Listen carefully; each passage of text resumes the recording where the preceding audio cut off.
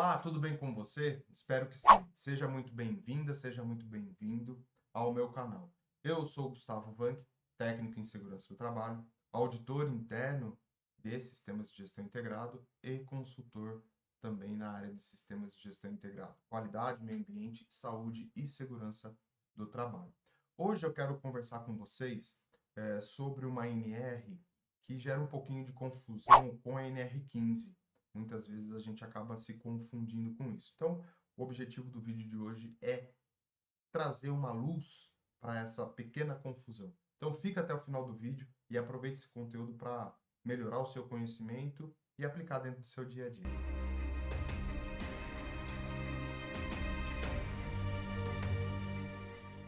Que NR que é essa que pode gerar um pouquinho de confusão, por exemplo, com a NR15?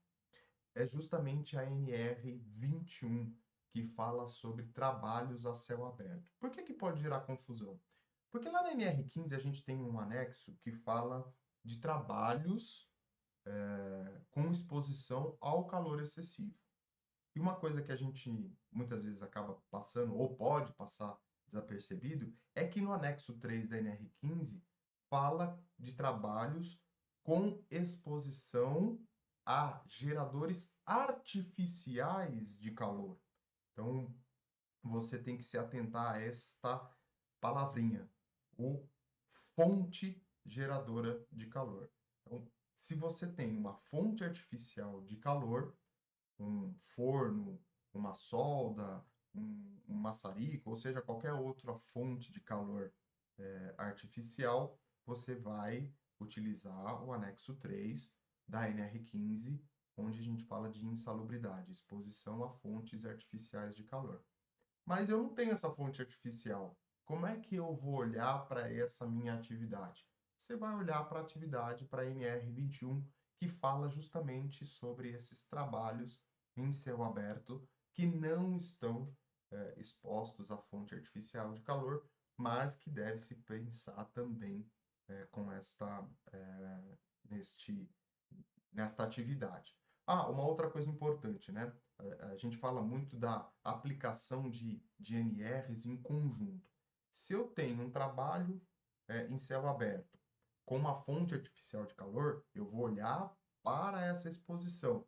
Mas eu também, e vou aplicar NR15, mas também eu vou aplicar NR21, afinal de contas, o meu trabalhador está exposto à radiação solar. Então, eu preciso olhar para essas duas questões e aí você vai fazer a aplicação conjunta das NRs, né? Aliás, né, dentro do nosso dia a dia, é o que a gente mais faz, né? Faz a aplicação da NR12 com NR17, com NR15, com NR21, com NR20, enfim, meio que uma sopa aí de aplicação de NR.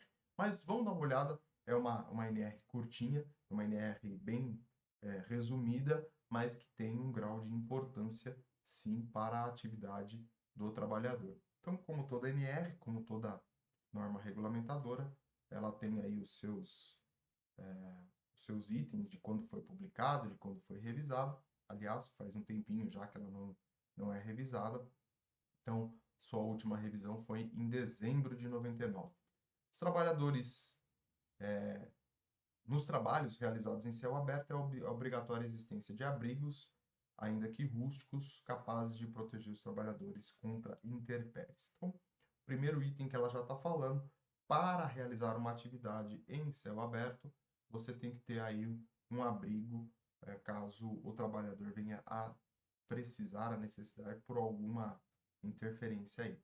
Serão exigidas medidas especiais que protejam os trabalhadores contra insolação excessiva, o calor, o frio, a umidade e os ventos inconvenientes. Então, precisamos olhar para isso, não só para o calor, mas também para a questão aí de umidade e de frio. Então, as condições climáticas do ambiente onde está sendo realizada a atividade.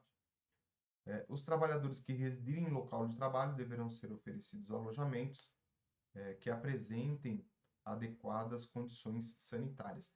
Lembre que a gente falei com vocês, né, da aplicação conjunta aí das NRs, a gente pode aproveitar a NR18 para ajudar a gente na hora de você colocar esses alojamentos, na hora de você pensar nesses alojamentos, caso seja a sua realidade.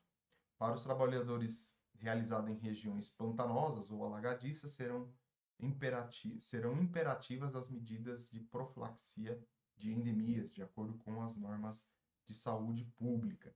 Então, olhando para a saúde do colaborador, caso você tenha aí uma região onde você vai ter contato e exposição aí a áreas com muita umidade. Importante olhar para isso.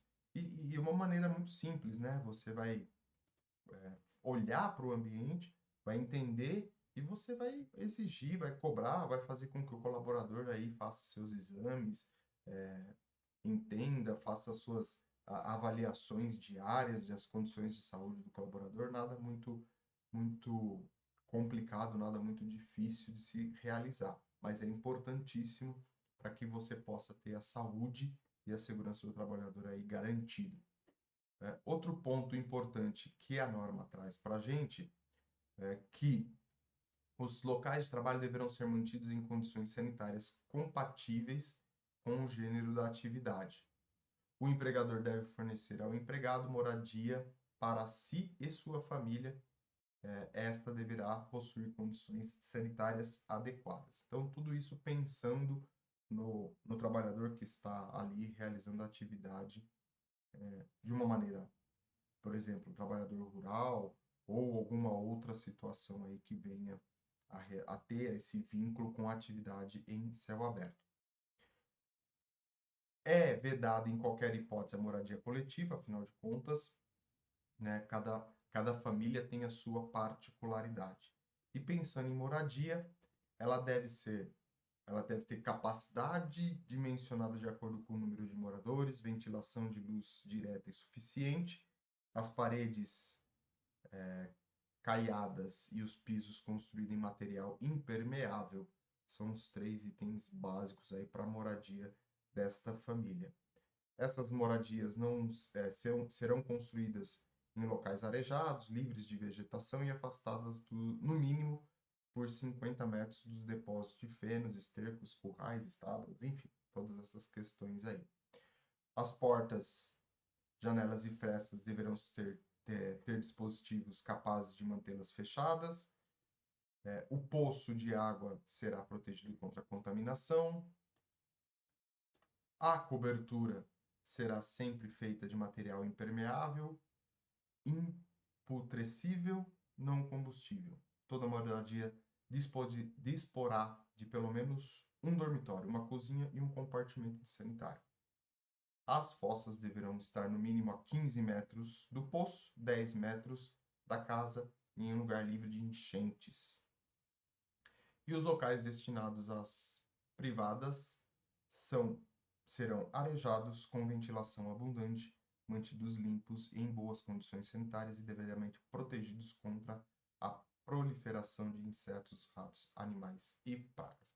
Então vejam a importância de um trabalho em céu aberto. Nós estamos falando aí basicamente de trabalhadores rurais e também, pegando aquele vínculo na NR18, a gente pode utilizar aí um pouquinho, fazer esse contraponto da NR18 com o céu aberto e do trabalho de céu aberto, a NR21, com o trabalho em construção civil. Então, olhe para as atividades. Nós estamos falando basicamente, a norma está falando basicamente de trabalhadores rurais, mas olhe para a atividade da sua empresa e veja se tenha alguma atividade, alguma questão correlacionada a essa situação. Porque muitas vezes a gente acaba aplicando isso dentro da nossa organização, uma atividade que tenha céu aberto com essas características, e é que a gente acaba não olhando para esta NR ou para algumas NRs achando que está fazendo de maneira correta. E muitas vezes a gente está infringindo alguma lei por conta de não cumprimento de um item desta NR. Então é importante você olhar para esta sua realidade e ver se aplica. Parece itens básicos, né? Portas com fechaduras, material que seja impermeável, telhados que não venham aí ter um princípio de incêndio, ou que não apodreçam. Então, parece ser itens básicos, mas é importante, né? O básico tem que ser falado, o básico tem que ser olhado. Então é importante que você tenha essa observação, essa reflexão sobre alguma atividade que está sendo realizada, se tem essas características compatíveis com a DNR 21 e que você consiga e que você deva seguir e aplicar. Volto a falar, né, nos últimos vídeos eu tenho falado bastante disso, volto a falar do programa de gerenciamento de risco e do inventário de riscos. Por que que é importante frisar isso com você? Porque este documento, este programa ou esses documentos é a base da nossa atividade, é a base da gestão da segurança do trabalho. É importantíssimo que você faça isso de maneira coerente, de maneira adequada, de maneira detalhada, para que você possa identificar esses pontos e aplicar isso de maneira adequada dentro da sua empresa. Primeiro ponto que a gente vai se preocupar nessa aplicação, nesse inventário de riscos. Proteger o colaborador. Sim, sempre. Prevenção, olhar para as medidas de controle, se elas estão adequadas, se eu preciso a melhorar mais o que está ali. E mais do que isso, né? Toda empresa, a gente tem que ser realista, toda empresa, ela existe para dar lucro. E a partir do momento que nós temos uma atividade que não está sendo bem executada, que está colocando em risco a vida do colaborador, essa lucratividade da empresa pode ser afetada pela falta de investimento em segurança do trabalho. Então, temos que mudar este pensamento de que segurança do trabalho é despesa. Não, segurança do trabalho é investimento. Por que que eu falo que é investimento? Porque você investindo em segurança do trabalho, você vai ter aí uma condição melhor para o trabalhador, ele vai render melhor dentro do seu dia a dia, ele vai produzir mais, consequentemente, essa produção maior vai reduzir, por exemplo, a fabricação ou a realização de atividades não conforme, ou seja, que vai ter retrabalho, que vai ter que ser descartado, enfim, gerando um maior número de resíduos, e tudo isso vai impactar no meio ambiente também. Então, vejam a importância deste investimento na segurança do trabalho. Quais são os impactos desta falta de investimento dentro da organização. E, consequentemente, se você tem maior aumento de produtividade, uma redução significativa na geração de resíduos, um menor número de afastamentos, um menor número de acidentes, você vai impactar diretamente no resultado da empresa. Ou seja, consequência, linha, a ponta disso tudo é um aumento no lucro da empresa. Como eu disse, ela existe por conta disso. Então, se você muda este pensamento, consequentemente, a empresa, os sócios, o dono, seja quem for aí, vai ter um resultado positivo no final de um período, no final do mês, no final do ano, enfim.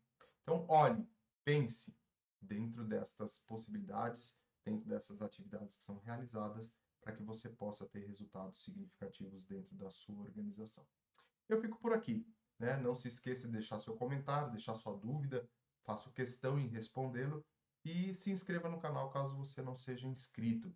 Muito importante a gente poder compartilhar isso, poder ajudar o dia a dia de vocês de alguma forma, a gente fazer esse bate-papo, essa troca de informações para que a gente possa contribuir para os nossos trabalhadores, melhorar a saúde, melhorar a integridade, melhorar o ambiente de trabalho, enfim, de alguma forma aí, fazer a diferença dentro do nosso mundo corporativo.